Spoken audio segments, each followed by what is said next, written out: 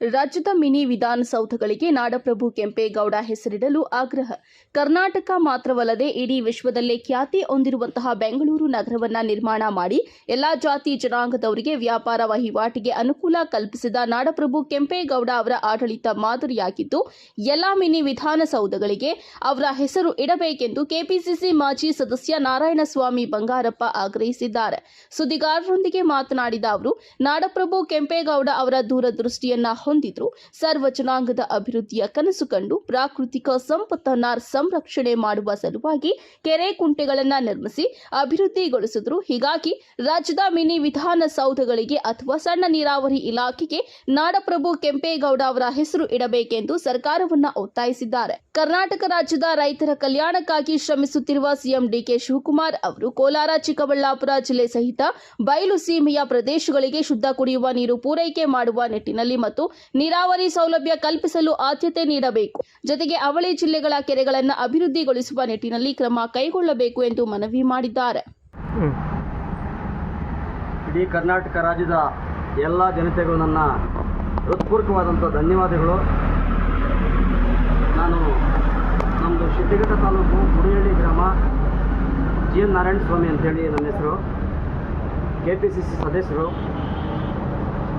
ಇವತ್ತಿನ ದಿನ ಇಡೀ ಕರ್ನಾಟಕ ರಾಜ್ಯದಲ್ಲಿ ನಾಡು ಕಟ್ಟಿರ್ತಕ್ಕಂಥ ನಾಡಪ್ರಭು ಕೆಂಪೇಗೌಡರ 517ನೇ ಜನ್ಮ ದಿನೋತ್ಸವದ ಒಂದು ಆಚರಣೆಯನ್ನು ಇವತ್ತು ಇಡೀ ರಾಜ್ಯಾದ್ಯಂತ ಮಾಡ್ತಾ ಇದ್ದಾರೆ.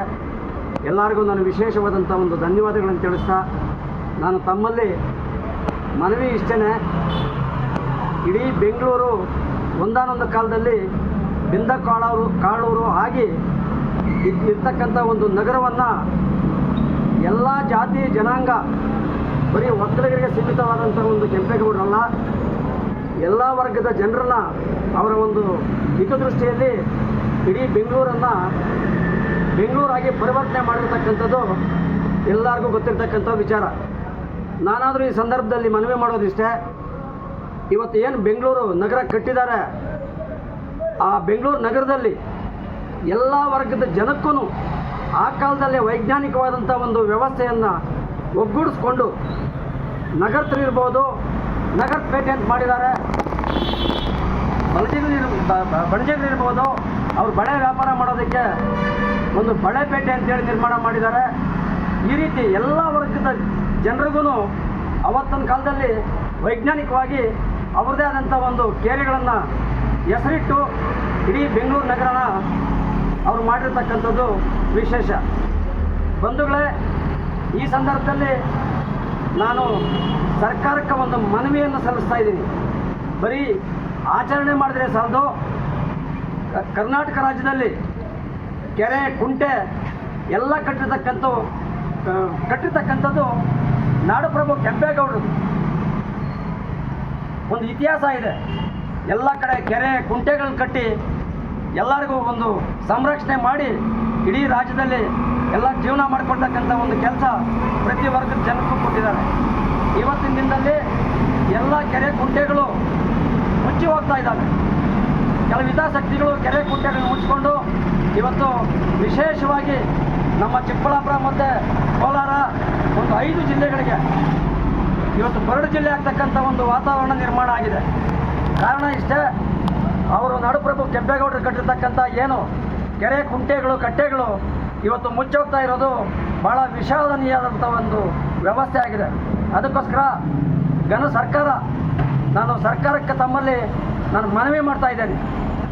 ಇವತ್ತು ಕೆರೆ ಕುಂಟೆ ಹೂಳು ತೆಗಿತಕ್ಕಂಥ ಕಾರ್ಯಕ್ರಮ, ಸಂರಕ್ಷಣೆ ಮಾಡ್ತಕ್ಕಂಥ ಒಂದು ಕಾರ್ಯಕ್ರಮ ತ್ವರಿತಗತಿಯಲ್ಲಿ ನಮ್ಮ ನೆಚ್ಚಿನ ನಾಯಕರು, ಈ ರಾಜ್ಯದ ಮುಖ್ಯಮಂತ್ರಿಗಳು ವಿಶೇಷವಾಗಿ ರೈತರ ಬಗ್ಗೆ ಭಾಳ ಕಾಳಜಿ ಇಟ್ಕೊಂಡು ಕೆಲಸ ಮಾಡ್ತಾ ಇದ್ದಾರೆ. ಅವ್ರಿಗೆ ನಾನು ಧನ್ಯವಾದಗಳನ್ನು ತಿಳಿಸ್ತಾ, ಹೆಚ್ಚಾಗಿ ಇವತ್ತು ಮುಂದೆ ಬರ್ತಕ್ಕಂಥ ಬಡ್ಜೆಟಲ್ಲಿ ಕೆರೆ ಕುಂಟೆಗಳು ಸಮೃದ್ಧಿ ಮಾಡಿ ನೀರು ನಿಲ್ಲಿಸ್ತಕ್ಕಂಥ ಒಂದು ಕೆಲಸವನ್ನು ಮಾಡಬೇಕಂತೇಳಿ ಈ ಸಂದರ್ಭದಲ್ಲಿ ನಾನು ಅವ್ರಿಗೆ ಗೌರವಯುತವಾಗಿ ಒತ್ತಾಯವನ್ನು ಮಾಡ್ತಾ ಇದ್ದೀನಿ. ಜೊತೆಗೆ ಇವತ್ತು ಇಡೀ ಕರ್ನಾಟಕ ರಾಜ್ಯದಲ್ಲಿ ಎಲ್ಲ ಕಡೆ ಮಿನಿ ವಿಧಾನಸೌಧಗಳು ಕಟ್ಟಿದ್ದಾರೆ. ಕೆಂಪೇಗೌಡ ಅಂತಾರಾಷ್ಟ್ರೀಯ ನಿರ್ಮಾಣ ಅಂತೇಳಿ ಇವತ್ತೊಂದು ಮಾಡಿ ಇಡೀ ವರ್ಲ್ಡಲ್ಲಿ ಇಡೀ ವಿಶ್ವದಲ್ಲಿ ಒಂದು ಗಮನ ಸೆಳೀತಕ್ಕಂಥ ಒಂದು ಕೆಂಪೇಗೌಡ ಅಂತಾರಾಷ್ಟ್ರೀಯ ವಿಮಾನ ನಿಲ್ದಾಣ ಮಾಡಿದ್ದಾರೆ ಹಿಂದೆ. ಅವ್ರಿಗೂ ಸಹ ಧನ್ಯವಾದಗಳನ್ನು ತಿಳಿಸ್ತಾ, ಅದೇ ರೀತಿಯಾಗಿ ನನ್ನಲ್ಲಿ 2 ಮನವಿ.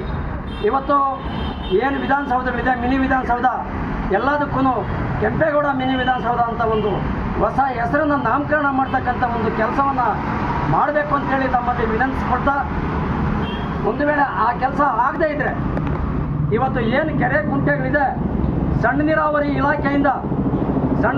ಇಲಾಖೆಗೆ ಕೆಂಪೇಗೌಡರ ಒಂದು ನಾಮಕರಣ ಮಾಡಿ ಎಲ್ಲ ಕಡೆ ಕೆರೆ ಕುಂಟೆ ಅಭಿವೃದ್ಧಿ ಮಾಡಬೇಕು ಅಂತೇಳಿ ಈ ಸಂದರ್ಭದಲ್ಲಿ ನಾನು ಕಳಕಳಿಯಿಂದ ಮನವಿ ಮಾಡಿಕೊಡ್ತಾ ಇದ್ದೀನಿ.